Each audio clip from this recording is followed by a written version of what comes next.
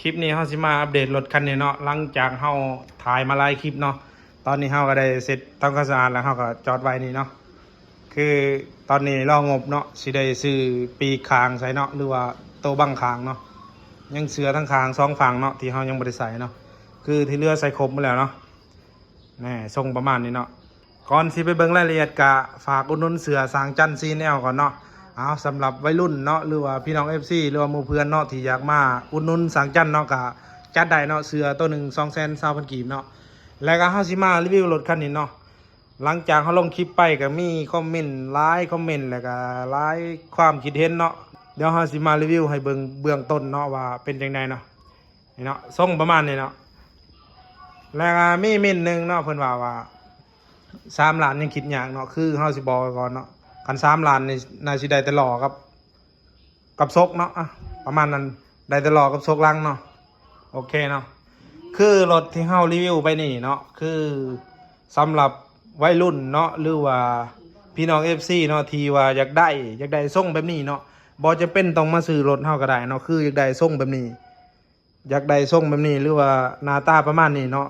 สามารถสั่งน้ำเฮาได้ให้เฮาจัดสภาพให้ได้เนาะคือเจ้าอยากได้ว่าอ้ายจัดสภาพให้ค่อยในแบบนี้ค่อยมีงบประมาณเท่านี้ก็คือ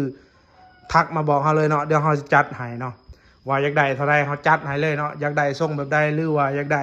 ประมาณใดเนาะเฮาจัดให้เลยเนาะตามงบเนาะตามงบประมาณเนาะสำหรับวัยรุ่นที่ว่า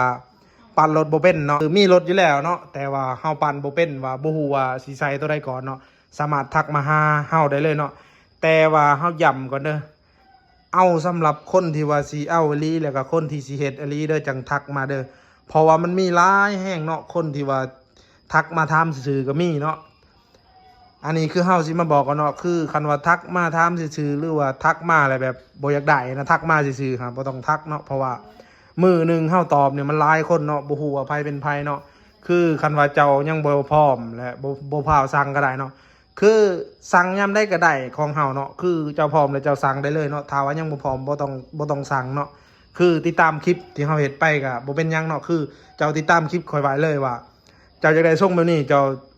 คิดไว้ในใจเลยนะว่าเก็บเงินได้มันสั่งเลยแคปจอเลยส่งมาเลยว่าเจ้าอยากได้แบบนี้ส่งแบบนี้เฮาจัดให้เลยเนาะขอแต่ว่างบได้เนาะงบน้อยก็ได้น้อยงบหลายก็ได้หลายเนาะอันนี้เฮามาฝากถึง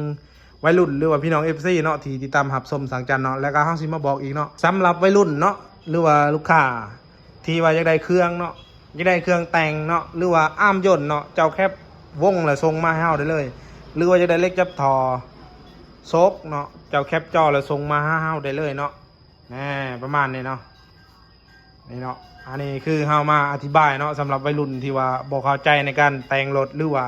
อยากจัดสภาพแบบนี้แต่ว่าบ่ฮู้ว่าสิเริ่มจังไดเนาะคือทักมาเฮาได้เลยเนาะเดี๋ยวเฮาสิอธิบายให้แล้วก็เฮาสิมาแนะนำให้เนาะคือการแต่งรถก็อันดับแรกก็ต้องเปลี่ยนล้อเนาะล้อหน้าหลังเลยจุดแรก